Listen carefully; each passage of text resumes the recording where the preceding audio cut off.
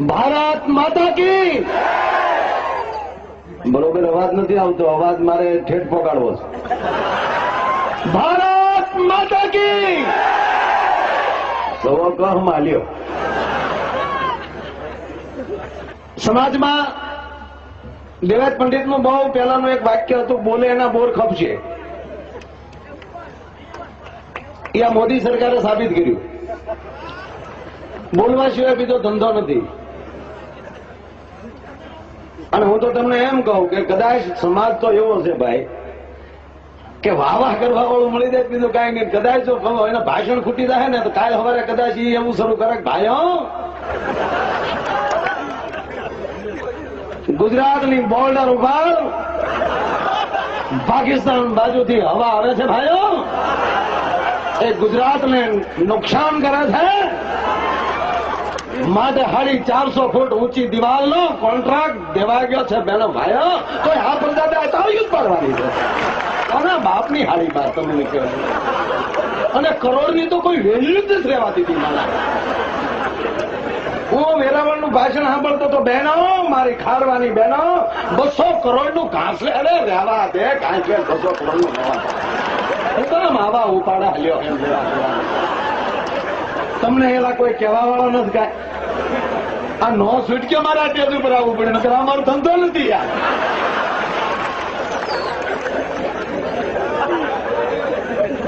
શરૂઆત કરી હિન્દુત્વથી કે આ સમાજને મારો વાળવો હોય તો કઈ રીતે વાળવો, એટલે હિન્દુત્વ ઉભું કર્યું. કેન્દ્ર સરકાર ઉપર એવા આરોપો નાખ્યા હિન્દુઓને ભડકાવવા માટે કે મુસલમાનનો દીકરો હજ પટવા જાય છે તો કેન્દ્ર સરકાર એને પૈસા આપે છે. ભાઈ તું કૈલાસ ગયો ક્યારે? આપે જ છે. કૈલાસ માટે કેન્દ્ર સરકાર પૈસા આપે છે. ત્રીજી વાત કે ગયા કુંભના મેળામાં હરિદ્વારમાં સરકાર કોની હતી? ભાજપ સરકાર હતી. કેન્દ્રમાં જયારે ભાજપ સરકાર હતી તો કોઈ દિવસ હરિદ્વારના ઘાટને રિપેર કરવાનો કોઈને ટાઈમ જ ન મળ્યો સાહેબ. અને ગયા કુંભના મેળામાં સાહેબ 70 કરોડ રૂપિયાની ગ્રાન્ટ કેન્દ્ર સરકારે આપી અને ગંગાનો ઘાટ બનાવ્યો છે. આવા અને હમણાં એક ભાઈ લાઇટનું બિલ દેવાઈ ગયા એટલે ઓલો બારિયામ પૈસા ને બિલ આમ આપે એટલે ઓલા સાહેબ લેવા જાય ને તો ઓલો પાછું લઈ લે. આપણો ખેડૂત ઓલો પાછું આમ આપે, પાછા ઓલા સાહેબ લેવા જાય તો પાછું લઈ લે. હાથ ઝટકા ખવડાવ્યા તો ઓલો ઓફિસર બહાર આવ્યો, એ દાદા એ કે હું ઝટકા ખવડાવો? એ કે થાકી ગયો. એટલે અહીંયા ખુરશી બેઠા બેઠા ઝટકામાં થાકી ગયો. તારા બાપો મોટર ચાલુ કરીને હજી ક્યાંક ક્યારે પહોંચી તો ઝટકો આવે. આખી રાતના 20 ઝટકા થાય અને જ્યોતિ ગામનો દીકરો થાય લેવા દેવા વગરનો યાર. તને 3 વાર મેં આમ કર્યું તો તમે તો થાકી ગયો એમ. પાણી આવે પાણી વાય તો ખબર પડે.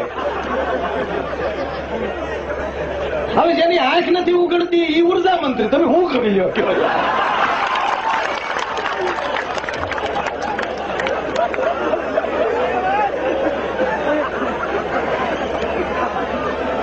બરાબર છે ને મારી વાત? તો પછી હું થોડો ખોટો માણસ છું.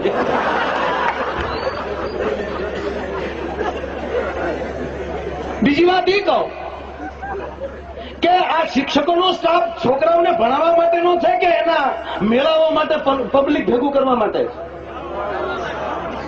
હું તમને એક પ્રશ્ન પૂછું છું. આ બધા ભાઈઓ, મારા વિદ્યાર્થીઓને યુનિફોર્મ મળે છે પણ ઓલા માલી એને નિર્વા રહેવા દે તો ને.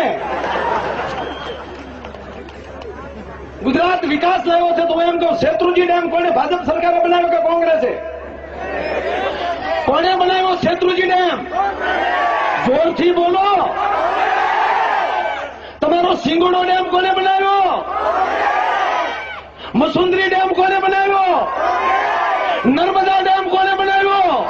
એ બોરી બંધ કરીને એના માણસોને શિરામણ દેવાના બોરી બંધના ધંધા શરૂ કર્યા, લેવા દેવા વગેરે. તમારી કેનાલ બનાવી કોને?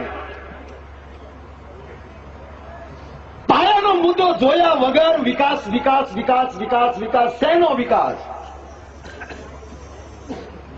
આનંદ મેળો થાય મહેસાણા જિલ્લાની બસ ચિત્રાવણ આવે ખાલે ખાલી અને 8 કિલોમીટર તાલાળા આવી અને એ પેસેન્જરો મૂકી જાય અને પછી પાછી બસ ચિત્રાવણ 8 કિલોમીટર મૂકીને એ પાછી ખાલે ખાલી મહેસાણા જાય. આ ડીઝલ કોણ? મારો દાદો. આપણી કઈ ઉપર છે? આપણી ગરીબ કલ્યાણ મેળો નહીં, ગરીબ જ કલ્યાણ મેળો. ગરીબે કર્યો કલ્યાણ એનો મેળો. આ કોઈની કોઈ મીટર નથી મારી પાસે. તાલુકામાં જાઓ તો કે સાહેબ અમારું કામ था કે મારે 2 ગરીબ કલ્યાણ મેળાના કામ આવી ગયા છે, ઉપર લઈને અમારે હુકમ છે, અમે તાલુકામાં હાજર રહી. તમને 7, 12, 8 ગ્રામ પંચાયતમાં મળતી હતી, આજ તમારે ઠેઠ તાલુકામાં ધક્કો ખાવો પડે છે.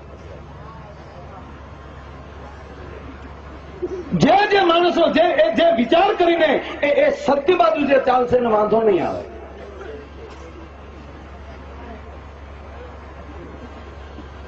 ઉદ્યોગો આવ્યા એટલે ઈ લાવ્યા બધા. આ અંબુજા સિમેન્ટ ફેક્ટરી હતી, ભાજપ લાવી.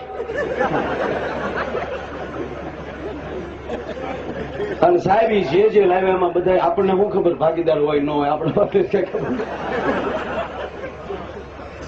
અને બીજી વાત એ છે જે ઘર નો બાંધી કે દેશ બાંધી શકે.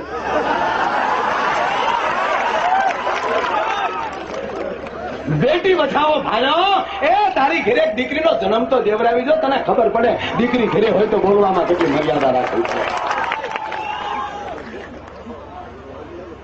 જેને જે વજન શું કહેવાય એની એને ખબર નથી અને માણસોને એમ કે છે કે 50 ટન વજન લઈને વયો જાઉં છું.